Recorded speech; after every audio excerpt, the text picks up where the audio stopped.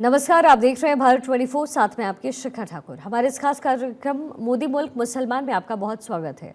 आज बात होगी उत्तर प्रदेश की पीतल नगरी कहलाने वाले मुरादाबाद जिले की। मुरादाबाद में सियासी हवा का रुख क्या है, क्या कहते हैं मुरादाबाद के मुसलमान, ये जानने के लिए हम ग्राउंड जीरो पर पहुंचे, जहां पर हमने बातचीत की मुस्लिम समुदाय के लोगों से कि मौजूदा सरकार की नीतियों और डबल इंजन के दावों में उनके जीवन में क्या बदलाव आया है। ये हमने जानने की कोशिश की। हमने समझा कि मुसलमान मोदी सरकार में कैसा महसूस करते हैं, विश्वास बढ़ा है या फिर विश्वास घटा। लोगों के जवाब भी बेहद दिलचस्प है। कुछ लोगों ने कहा है कि मोदी सरकार को लेकर के भ्रम फैलाए गए, तो कुछ लोगों ने ये भी कहा कि मोदी सरकार को मुस्लिम विरोधी दिखाने की कोशिश हुई है, जबकि ऐसा है नहीं, क्योंकि सरकार हमारे लिए बेहतर शिक्षा, स्वास्थ्य, रोजगार के अवसर, आवास उपलब्ध करवा रही है, जो पहले की केंद्र सरकारों ने कभी नहीं किया है। एक आपको रिपोर्ट दिखाते हैं। अभी चले जाए मार्केट में, जितनी खरीदारी हुई है आप उसका डेटा निकालिए, 60% उसमें शायद मुस्लिम लोग होंगे जिन्होंने धनतेरस पे खरीदारी करी। मोदी जी से कोई शिकायत नहीं है, एक अच्छे नेता हैं, हमें उनमें कोई बुराई नहीं दिखती। कम से कम मैं समझता हूँ 40% मुसलमान जो है वो बीजेपी से जुड़ा है, और यही वजह है कि सरकार लगातार बनती चली आ रही है जब जब चुनाव हो रहा है। नमस्कार, आदाब। भारत 24 का स्पेशल प्रोग्राम मोदी मुल्क और मुसलमान देख रहे हैं आप, और मुरादाबाद की मुस्लिम आवाम से जानेंगे कि मोदी मुल्क और मुसलमान को लेकर क्या सोचती है मुरादाबाद की मुस्लिम आवाम। मेरे साथ इस वक्त बात करने के लिए पद्मश्री से सम्मानित दिलशाद हुसैन जी हैं, दरगाह के सज्जादा नशीन हैं, और भी मुस्लिम धर्मगुरु हमारे साथ बात करने की मौजूद हैं। मुरादाबाद एक्सपोर्ट डेवलपमेंट के नुमान मंसूरी जी हैं, सामाजिक कार्यकर्ता हैं मुस्लिम समाज को लेकर। आइए बात करते हैं। सबसे पहले आपसे शुरुआत करेंगे, क्योंकि आप पद्मश्री हैं और सरकार ने आपको पद्मश्री से नवाजा है। मोदी सरकार को लेकर क्या सोचती है मुरादाबाद की मुस्लिम आवाम? मैं दिलशाद हुसैन, पद्मश्री अवार्ड से सम्मानित, मुरादाबाद यूपी। मुसलमान मोदी जी को अच्छा समझती है और अच्छे काम कर रहे हैं, और ख़ास तौर से दस्तकारों के लिए अच्छा काम कर रहे हैं। उसकी वजह यह है कि दस्तकार मैं भी हूँ और भी हैं, और मुरादाबाद के अंदर 2 पद्मश्री, एक मैं हूँ और एक यादव जी हैं। तो ये बहुत बड़ी बात है कि मतलब मैं पद्मश्री, और इस सरकार के अंदर मैं इसका बहुत सरकार का शुक्रिया अदा करता हूँ। दूसरी चीज़ एक और, कभी हमने सोचा भी नहीं था, आज तक हमारे बूढ़ी चले गए, हमारा आइटम मोदी जी जर्मन लेके गए और ख़ुद देकर आए, ये हमारे लिए बहुत बड़ी बात है। और इसके लिए हमारे पूरे मुरादाबाद के अंदर खुशी मनाई गई कि एक मुसलमान का मटका और मोदी जी खुद लेके गए, तो ये बहुत बड़ी बात है। तो इसलिए मोदी जी अच्छा देख रहे हैं और मुसलमानों को अच्छी तरीके से समझ रहे हैं, ये मैं उनका शुक्रिया। क्योंकि आप आर्टिजन हैं, और आर्टिजन है उसके बावजूद आपको वहां तक पहुंचाया गया, पद्मश्री तक मोदी सरकार ने पहुंचाया गया। कई तरह के भ्रम फैलाए जाते हैं, कहा जाता है कि डिवाइडेशन की पॉलिसी चल रही है और मोदी सरकार जो है वो मुस्लिम्स को लेकर नहीं सोच रही है। उस पर आप क्या कहेंगे? नहीं, ऐसा नहीं है। इसकी वजह यह है कि जिस वक्त में मोदी से मैंने मुलाकात की तो उनके चेहरे पे खुशी थी कि मैं एक मुसलमान से मिल लिया हूँ। ऐसा नहीं था कि उनके चेहरे पे कोई खुद मतलब कि उदासी सी हो। तो उस वक्त उन्होंने मुझे इस तरह से नवाजा कि मैं आपको शुक्रिया मतलब बता नहीं सकता, कि जिस वक्त मैंने कहा आपका बहुत बहुत शुक्रिया, तो उन्होंने कहा फौरी आप दिलशाद हुसैन मुरादाबाद से, तो इसका मतलब कि हमारा नाम भी उनके जहन में है। मुरादाबाद का मुसलमान क्या सोचता है मोदी सरकार को लेकर आपके नज़रिए से? देखिए, मेरे नज़र में तो अच्छा सोचता है, और ख़ास तौर से दस्तकारों के लिए बहुत अच्छी स्कीमें हैं, और दस्तकारों को वो समझ भी रहे हैं। मैं इसलिए ये बात कर रहा हूँ। क्या कहना चाहेंगे आप मोदी जी के लिए? मोदी जी के लिए मैं कहना चाहूँगा कि अच्छा मुसलमान सब बर्ताव है, और ऐसे ही रहे, तो उम्मीद है कि आगे भी हम आगे बढ़ेंगे, और अभी हमें पद्मश्री के अलावा पद्म भूषण भी मिलेगा, भारत रत्न भी मिलेगा, ये हम उम्मीद रखते हैं मोदी जी से। अच्छा नुमान जी, क्योंकि आप एक्सपोर्टर्स से जुड़े हैं, मुरादाबाद डेवलपमेंट एक्सपोर्टर्स की जो एसोसिएशन है, आर्टिजन की एसोसिएशन है, आप उससे जुड़े हुए हैं। एक्सपोर्टर्स के बारे में आप बेहतर जानते हैं, कारोबार के बारे में आप बेहतर जानते हैं। क्या स्थिति चल रही है इस वक्त कारोबार को लेकर, और एक्सपोर्टर्स क्या सोचता है, क्या उम्मीदें रखता है मोदी सरकार से? देखिए, पूरे एक वर्ल्ड वाइज इस वक्त मद्दा है। अब पूरी मंदी जो है गुजरी है। अब दिवाली को लेके थोड़ा सा लोगों का कारोबार खुला है। पिछले एक महीने में लोगों की चमक आई है, लोगों के पास जो स्टॉक था वो ख़त्म हुआ है, वरना ये मंदी जो है पूरे देश में क्या पूरे विश्व में चल रही है इस टाइम। कि मोदी सरकार योजनाएं भी लेकर आई है एक्सपोर्टर्स के लिए, कारोबार के लिए। कारोबार को लेकर क्या स्थिति है इस वक्त, और मोदी सरकार ने क्या इसके लिए बढ़ोतरी के लिए क्या काम किया है? देखिए, एक तो आपके सामने अभी पद्मश्री साहब हमारे दिलशाद हुसैन साहब आपके सामने जिंदा सबूत खड़े कि हमारी पहली बार हमारे किसी आर्टिजन साथी को पद्मश्री से सम्मान मिला, तो ये एक बड़ा इनिशिएटिव है और इस इंडस्ट्री को पहली बार मिला है, तो ये तो उनका शुक्रिया है पूरी इंडस्ट्री के लिए, उनका काम है। हमारे आपस में हिंदू मुस्लिम सिख ईसाई आपस में सब एक होकर त्योहार बनाते हैं, सब एक साथ रहते हैं। आप अभी चले जाएं मार्केट में, जितनी खरीदारी हुई है आप उसका डेटा निकाल लें, 60% उसमें शायद मुस्लिम्स लोग होंगे जिन्होंने धनतेरस पे खरीदारी करी है।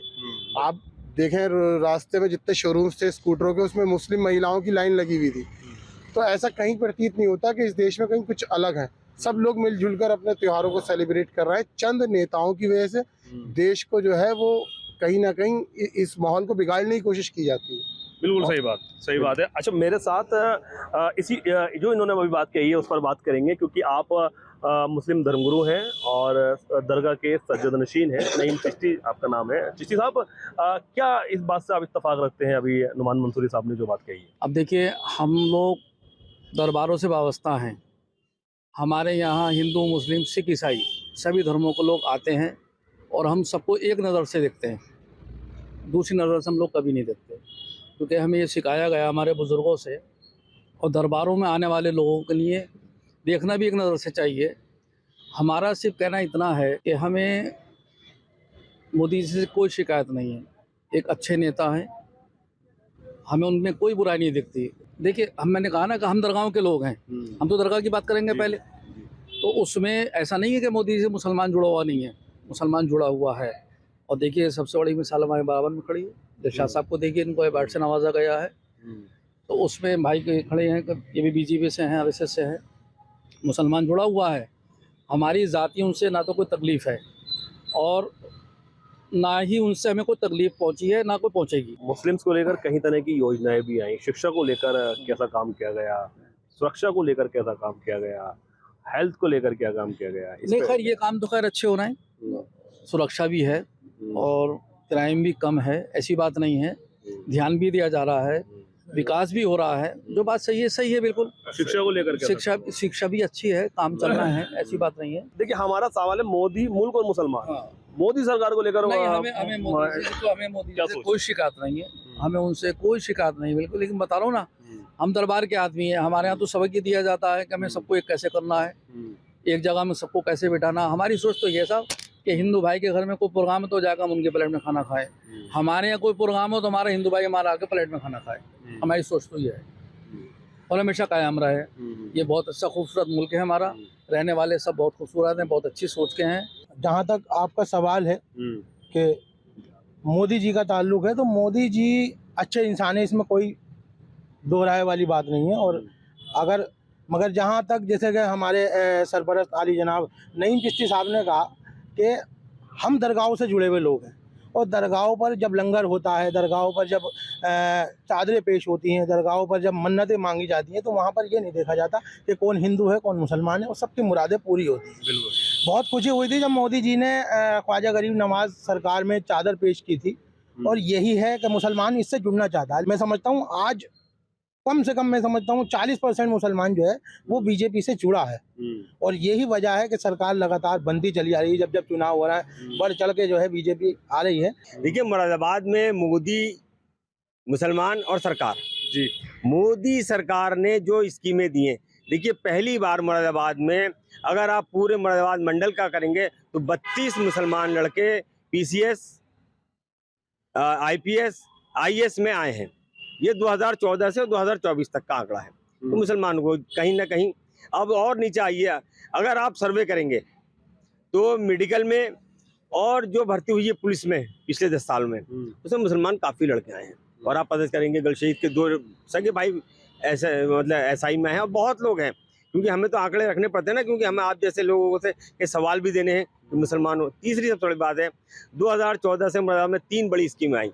एक ट्रेन चली है, लोग बाग कहते हैं खतों से ट्रेन चलती, खतों से ट्रेनें नहीं चलती हैं। एक ट्रेन चली, एक यूनिवर्सिटी आई जिसमें सभी बच्चे पढ़ेंगे, शिक्षा पे भी काम हुआ, एक एयरपोर्ट खुला जो हमारे अभी भाई ने कहा कि एक्सपोर्ट पे बढ़ावा पाएगा। ये तो 3 बड़ी स्कीमें थी जो सिर्फ मुरादाबाद के बारे में मैं आपको बता रहा हूँ। और इसके नीचे आएंगे तो मुरादाबाद एक स्मार्ट सिटी बना है, जिसमें जैसे कि हम यहाँ कहते हैं कि मुसलमान 60% मुस्लिम आबादी का है, मुस्लिम एक्सपोर्टर हैं, कारखानेदार, तो पहचान तो उनकी बड़ी, जब उनके कोई मिलने वाले आता तो स्मार्ट सिटी देख के स्टेशन से ही पता चलता है कि यार ये शहर जो है वो सही है। अब बात आती है रोजगार की। मैं नहीं समझता कि रोजगार में कहीं कोई कमी आई हो। ये एक आम बात हो गई है कि रोजगार की है। क्या हमारे शहर में किसी ने कोई खुदकशी करी? नहीं करी, नहीं है तो कहाँ परेशान है? आज परचेजिंग में देखिए आप, मुसलमान माशाल्लाह हमारी बुरखे की लाइन लगी रहती है, जितनी हमारी हिंदू सनातन बहन है उतनी हमारी इस्लाम की बहन है। तो ऐसा तो ये सब एक सियासी हथकंडा है, लेकिन मुसलमान बहुत खुश है।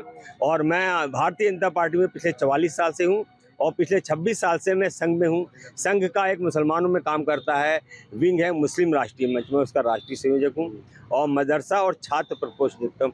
इसके जो मार्गदर्शक हैं वो गुरुवार इंद्रेश कुमार हैं, जो संघ के एक बड़े प्रचारक हैं और कार्यकारिणी सदस्य हैं। फिर भी आरोप लगता है मोदी सरकार पे कि कहीं ना कहीं भेदभाव करती है।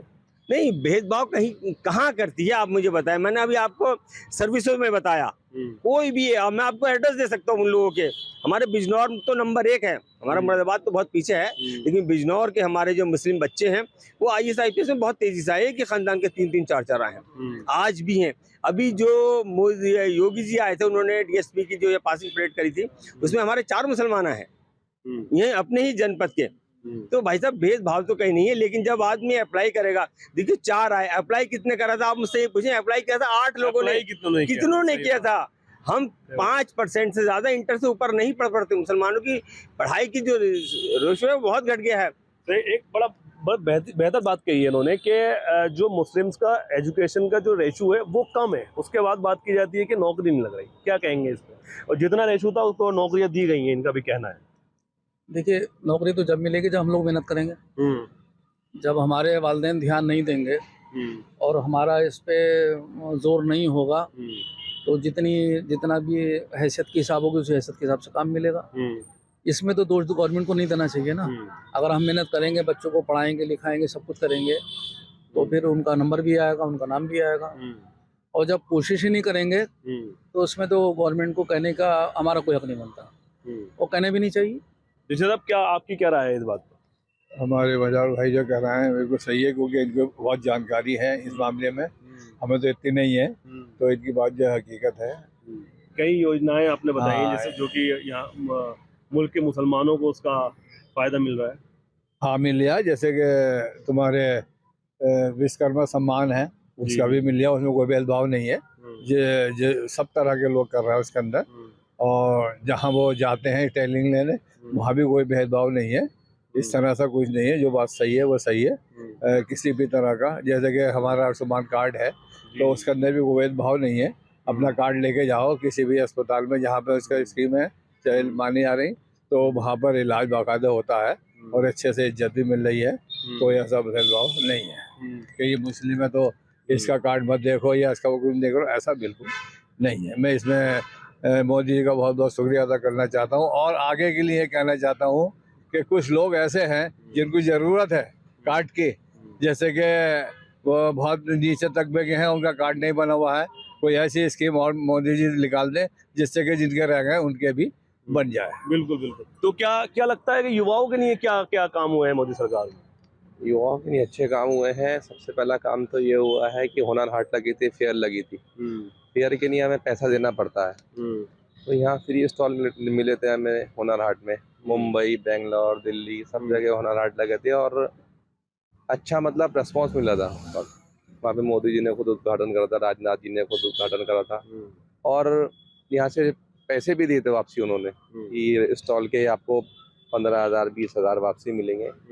तो युवाओं ने लगाया और अच्छा बिजनेस करा वहाँ पर, तो युवाओं के लिए अच्छा एक पैगाम था वो। आजकल मॉडर्नाइज है, जो हमने बड़े बड़े एक्सपोर्ट हाउस बनाए हैं उसमें मशीनरी है, जो 10 कारीगर काम करते हैं तो वहाँ एक मशीन काम कर रही है। इस वजह से उन लोगों को भी रोजगार चाहिए था। लोगों ने उसका अल्टरनेट ये सोचा कि हम रिक्शा ऑटो रिक्शा चलाएं, वो भी प्रदूषण को खत्म कर रहा है। जो पहले हमारा वो था जो हाथ से करते वो मैन पावर थी, पावर तो कहीं ना कहीं तरक्की तो हुई है।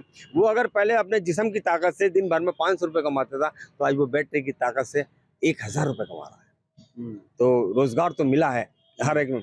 तीसरी सबसे बड़ी बात थी, अब आपने मुरादाबाद के मुसलमानों की बात करी, तो मुसलमानों को 2014 से अब तक 7 नेशनल लेवल के अवार्ड मिले, जिसमें एक अवार्ड तो हमारे दिलशाद भाई को पद्मश्री सबसे बड़ा अवार्ड मिला है। इसके बाद एक राष्ट्रपति अवार्ड होता है, जो हमारे इलियास खां जो है अब डेवलपमेंट हैंडीक्राफ्ट में असिस्टेंट वो थे, उनको मिला है, रिटायर हो गए वो भी इसी सरकार में मिला। तो मुझे और शिक्षा के क्षेत्र में तो कई हमारी बहनों को जो है शिक्षक अवार्ड जो होता है प्रदेश का है, राष्ट्र को, वो मिला है। सालों से पड़ा हुआ जो एयरपोर्ट स्टार्ट नहीं हुआ था वो भी तो हुआ। नहीं, मैंने अभी आपको बताया कि 3 चीज़ें हुई, एक ट्रेन चली, एयरपोर्ट आया और हमारी एक यूनिवर्सिटी बनी। यूनिवर्सिटी में सभी लोग, सस्ती यूनिवर्सिटी है, नेशनल यूनिवर्सिटी है, तो वो सभी के नहीं है। हमारी जो सोच है वो समाज और देश के लिए है।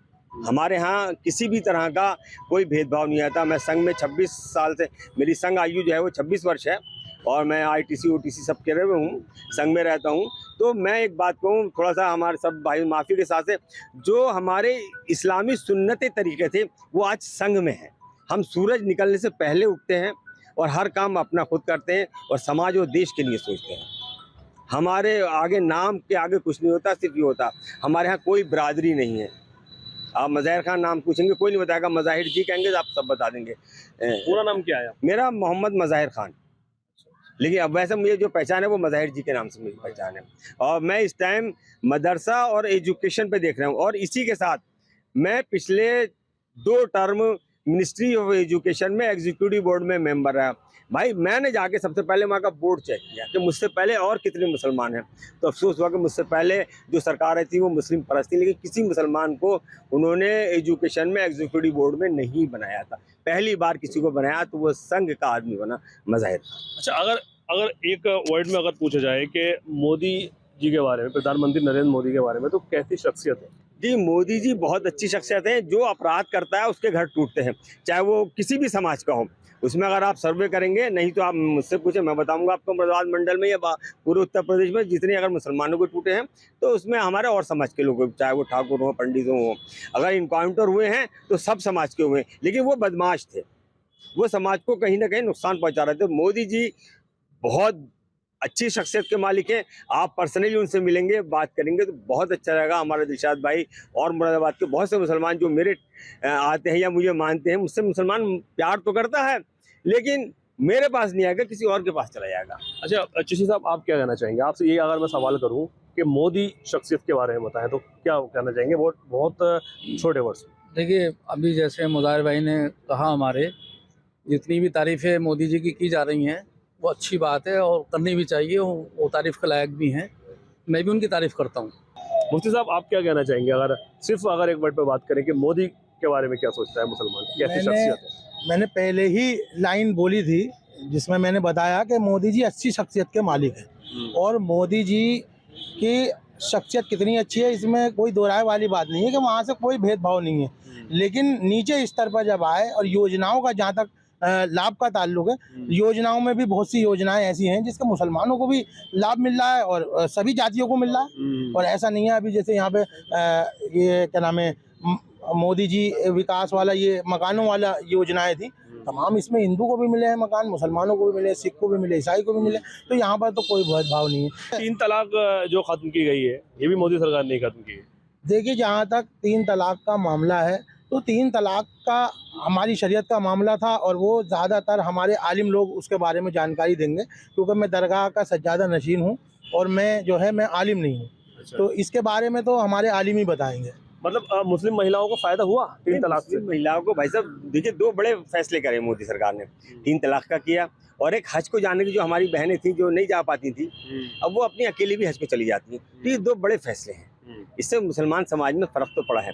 अब हम माने या नहीं माने, मुस्लिम वोट तो मोदी जी को मिल ही रहा है, चाहे भले ही वो 4% मिले या 5% मिले। हम वोट की राजनीति कर भी नहीं रहे, हम समाज को आगे बढ़ा रहे हैं। हमारी जो है तालीम, तहजीब और तरक्की।